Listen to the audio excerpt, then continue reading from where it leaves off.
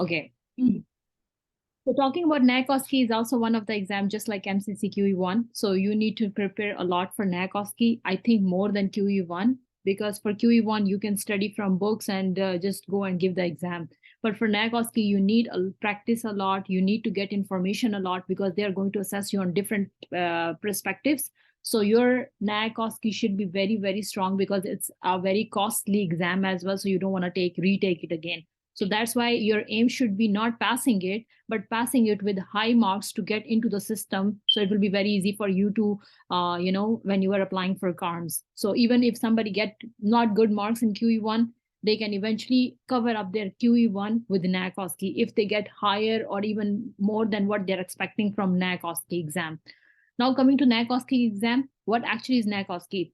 So basically, if you talk about NAC OSCE, there is kind of 10 stations.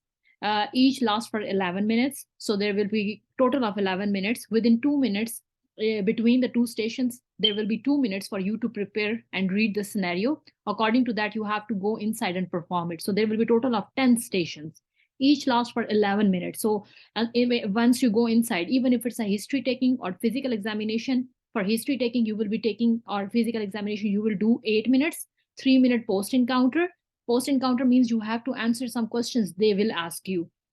Then you will come outside after 11 minutes and prepare for next station within 2 minutes. When the bell ring, you have to go inside and perform. That's how each station works. Now coming to what happens when you go inside in that 11 minutes, what you are going to do. Either that 11 minutes is just counseling station. You have to go inside, talk to the patient, address his concern, whatever he is saying, you have to talk about every single thing. So you have to talk about eventually, sometimes in the outside, they said you have to address the concern. So you have to go inside and start talking by what is your concern and then continue with that, whatever they said. Now coming to if there's a history and taking and physical examination, that will be divided in 8 minutes. Sometimes 8 minutes is just for history taking, and sometimes that 8 minutes you have to do with history taking and physical examination. It will be divided into two. So talking about 8 minutes, if it's only history taking, then you can take history, whatever he's saying, in good 8 minutes. But if it's history taking and physical examination, then you have to divide that 8 minutes, 4 minutes for history taking and 4 minutes for physical examination. Now you have to perform the physical examination in person. That's why your time distribution should be at least 4 minutes for the physical examination. So you will be easily perform all the physical examination that is needed for that particular case. Then coming to the post encounter question, let's suppose if you did a case of chest pain, they will ask you what is your differential diagnosis, what is the investigation you would like to do at this point, if in this patient, if any. Then what is the treatment for this, or what is the management for this patient? So these are the 3 post encounter questions. There might be different questions as well. I'm not saying this will be the legit questions, or they're going to ask you only these 3 questions. There might be more than that too. So it depends what kind of case you are presenting, and on the basis of that, the questions might differ. So there might be different questions in the last 3 minutes. So you have to prepare. This post encounter preparation is from Toronto Notes. That's why whoever is taking, NAC OSCE first time, not taking, like before taking QE1, I would suggest for them at least give it a good read of Toronto Notes, then take NAC OSCE. Don't go for NAC OSCE if you don't know anything, or even if you are old graduate. If you're a new graduate, fresh graduate, then might be this post encounter questions will be very easy for you. And this post encounter questions just like CDM questions. You cannot say much about that because this time I think today was one of the NAC exam. So this time they were even assessing your ethics as well in post encounter questions. So you have to be very, very accurate about what you are answering, because on the basis of that you will get the marks. So it's very, very important. Now coming to that, what are the subjects you have to prepare? Medicine, surgery, pediatrics, obstetrics, gynae, psychiatry, preventive medicine. So coming to preventive medicine, there will be ethical questions. Public health, mostly of ethical questions, ethical challenge questions. Might be a person who is already dead, how you are going to approach that. If the person is having a palliative care, how you are going to take care of that patient who is having a palliative care. So you need to know all of those things. So preventive medicine is mostly about immunization as well. So they might can ask you to, if the person is hesitant about the immunization, how you are going to counsel that person. So these are the questions that can come in the preventive medicine. If the person is dead, how you are going to counsel the family. If the person is having STIs, how you are going to counsel the family. So these are all the questions that can come in the preventive medicine and public health. Okay, so you need to know everything about all of these subjects. So medicine will cover all of the medicine part. Surgery, where somebody had a surgery or is going to have a surgery or had any, let's suppose, perforation or those kind of things and needed a surgery. So surgery can be assessed in 3 ways. Coming to pediatrics, mostly there will not be a children that you are going to take a history from. It is basically their parents or caretaker that you have to talk to, and they will give you an idea about pediatrics.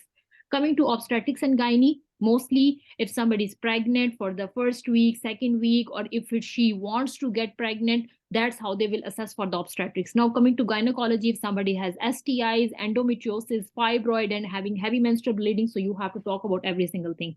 Coming to psychiatry, mania patient, very, very common. Depression patient, schizophrenia, it's very hard to take a history from schizophrenia. So you have to be very, very prepared and well oriented about how you're going to approach a patient who is in psychiatry, because psychiatry is something very different from medicine, surgery, even pediatrics. Okay, so each and every aspect is different from each other. So if you prepare for medicine, it doesn't cover your obstetrics and gynae. You have to be very well prepared for each and every subject. Skills. So skills which are going to be assessed, it's going to be history taking, how you are going to take the history. Your words are very, very important, that it's not a complicated word, because obviously we are using some British English. In our countries, we use different type of English. So here you have to be very accurate. If you say, let's suppose if I'm going with the pain, and if I say, are you feeling sore anywhere? So they won't understand what I'm saying. So you have to be very accurate with what words you are choosing. So in history taking, it should be very simple. It should be very straightforward. The next person can understand. Otherwise, you will be wasting time a lot in letting the next person know what you are trying to say. Coming to physical examination, you are not going to make the next person uncomfortable. Even if your hands are cold, you have to make sure the next person know that your hands are cold. You are going to warm it up and then do next. This is basically a common courtesy. And physical examination, you cannot make the next person uncomfortable. Coming to diagnosis. So, sorry. Okay, coming to diagnosis, this is basically post-encounter questions mostly, and sometime in history taking, in 8 minutes, you still have to tell the patient what his diagnosis is if he or he is asking it. Okay, when you go with the practice a lot, you will get to know that. Data interpretation, it should be very accurate. That data interpretation, you don't have to tell the abnormal findings. You have to know how you are going to start with the confirmation, then what's the positive, what's negative, and what is your diagnosis. So you need to know a very good paragraph how you're going to interpret the data, especially x-rays, ECGs, if there is any ultrasound. Mostly these are the things that you have to interpret. Coming to investigation, that is also a post-encounter question.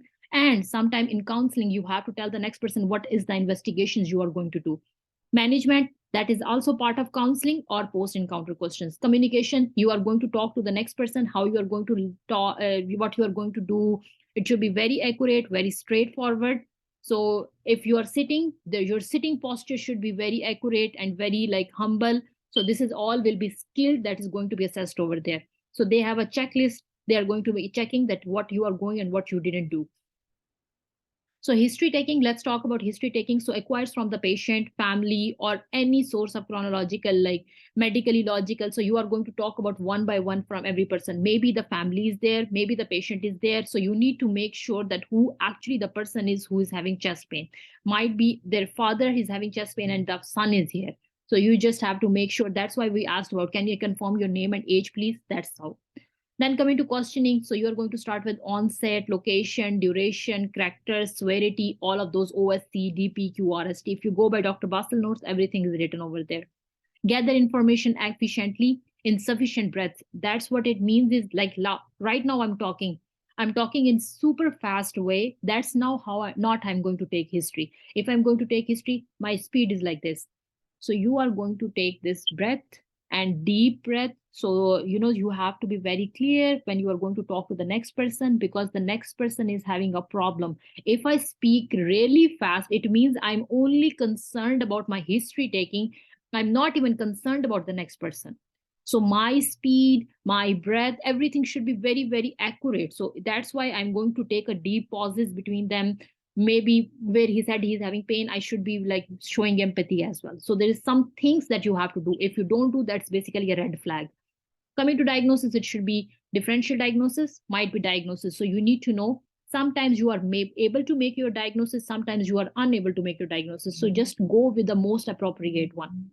Management, you need to know what are you going to start with, even non-pharmacological, pharmacological, and then if the patient needs follow-up or referral, then you are going to include these two as well. So then coming to, sometimes, let's suppose if I'm prescribing a COPD patient a steroid, then I'm also letting the next person knows the side effects and benefits of the medicine he is using. So you need to know in management what you need to tell. So it's not like how you are going to approach a patient in CDM. CDM, you just have to write on the patient, I'm going to give steroid. Here you have to mention every single thing because you are speaking, not writing. So you can tell as much as you want. Coming to communication, so it should be patient-centered approach, what he wants to know. What you don't, what you want to tell, it's not the way. What he wants to know, that's what you are going to tell. So patient-centered approach, trust, respect, clear information, encourages question, respect confidentiality, avoid any slang words, and demonstrate appropriate. Then physical examination, elicit the physical examination that you are making the next person super comfortable, sensitive to the patient's comfort and modesty. Then investigations, you are going to see which investigations that he needs at this point, some lab diagnosis or diagnostic. Then interpretation, you need to prepare a lot about these ones. Okay, so you need to know each and every single aspect, and your approach is very, very, very, very important. Okay, so you cannot just go with that. Now coming to my course, and I'm conducting this course starting from 17th of the May. So I will be doing 120 to 140 roughly cases within one whole month. So my approach is not taking it very fast. I'm going to take it very slow. So that's why I'm going to do 2 days cardiology. Let's suppose if I'm covering cardiology in 2 days, the next day will be the test of cardiology. So I will be giving you random cases. So I will getting an idea if you are good in cardiology or if you need to work on cardiology more. Then there would be an overview explanation that I'm going to communicate that how, what, where, at which point you need to work on more. So detailed post-encounter questions, I will try to ask most post-encounter questions and let you know how you are going to answer it and where you are having a problem in answering what, where you need to prepare. And also I will let you know how to make your own notes. Okay. Then coming to ECG, X-ray, so you need to know easy interpretation. I will make it sure that your ECG interpretation, X-ray interpretation should be on your fingertips. So if somebody show you ECG, you know it and you clear it very right away. Because even like I have been taking course, where I took course from. So my ECG interpretation was not very, good. So later on, I need to work on that. So that's why I want you to have everything good in this course. So topics where I'll be covering from Dr. Basil notes, Edmonton manual, because you need to do some ethics from Edmonton manual. So I will try to do it from there as well. And also you need to make your own notes. So I will let you know how you are going to make your own notes. Then coming to, I'm just only going to be taking only 10 or 12 students. I'm not going to take a lot of students because I don't want too much people in the class and everybody is not able to participate. So everyone will get the chance to participate one after another, one after another. And sessions are more of the case basis. I will not, just keep on teaching and teaching and teaching. I want you to come forward and participate so you have a better confidence in participating it. Then sessions of the, I will give you a feedback. If you want, I will also give you feedback in, in your inbox. So you are not getting hesitant in front of anyone. Okay. Then it will be like whoever comes first will get it. And then I will try to do mock in every single case. Let's suppose I did cardio, we will do a mock for cardio. If we did respiratory, I will did respiratory for mock for respiratory. Well, just a little test after every single system.